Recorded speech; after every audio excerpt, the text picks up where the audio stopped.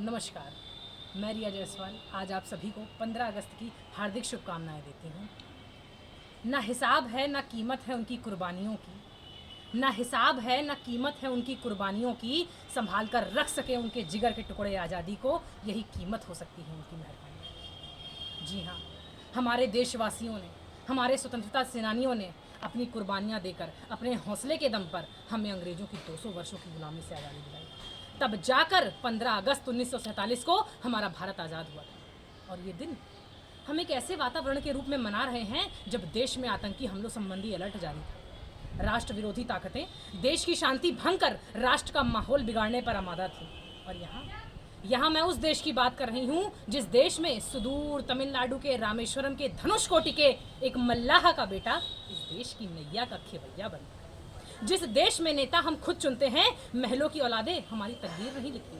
हम चीन के टाइनामेंग चोंग के छात्रों की तरह लोहे के टैंकों के नीचे कुचले नहीं जाते। हम पोंगयांग के लोगों की तरह फौजियों के बूटों के नीचे रौंदे नहीं जाते। जिस देश में कल्पना चावला और उमा सिन्हा जैसी बेटियां जन्म लेती हैं, जिस देश में बचेंद्री पाल जैसी महिलाएं माउंट एवरेस्ट पर चढ़कर पूरे विश्व में हमारा नाम रोशन करती हैं, जिस देश में एपीजे अब्दुल कलाम साहब जैसे महापुरुष जन्म लेते हैं, जिस देश में नीरज चोपड़ा जैसे खिलाड़ी स्वर्ण पदक जीतकर पूरे विश्व में हमारा नाम रोशन करते हैं, और जिस देश में हम अपनी जान के दुश्मन को भी अपनी जान कहते हैं, मोहब्बत की इसी ज़मीं को हिंदुस्तान कहते हैं। जी हाँ, आज 15 अगस्त के उपलक्ष्य में ये हमारा परम कर्तव्य बनता है कि हम अपने देश के प्रति पूर्ण रूप से समर्पित हों, ना कि अपने देश को गर्द में ढकेलते जाएं। क्योंकि ये जान लीजिए, बिना मौसम हृदय कोकिल से भी गूंजा नहीं जाता। जी हाँ, मैं यहाँ पर कविता जी की बात कह देना चाहती हूँ, बिना मौसम हृदय कोकिल से भी गूंजा नहीं जाता। जहाँ अनुराग पलता हो वहाँ दूजा नहीं जाता। विभीषण राम जी के भक्त हैं, ये जानते सब हैं, मगर जो देशद्रोही हो उसे पूजा नहीं जाता।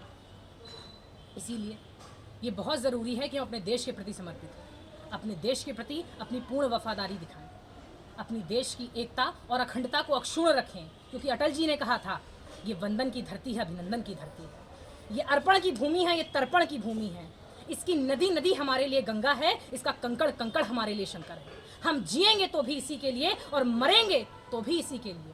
और मरने के बाद गंगा जल में बहती हुई हमारी अस्थियों को कोई कान लगाकर सुनेगा तो उससे केवल एक ही आवाज़ आएगी, और वो है भारत माता की जय। धन्यवाद।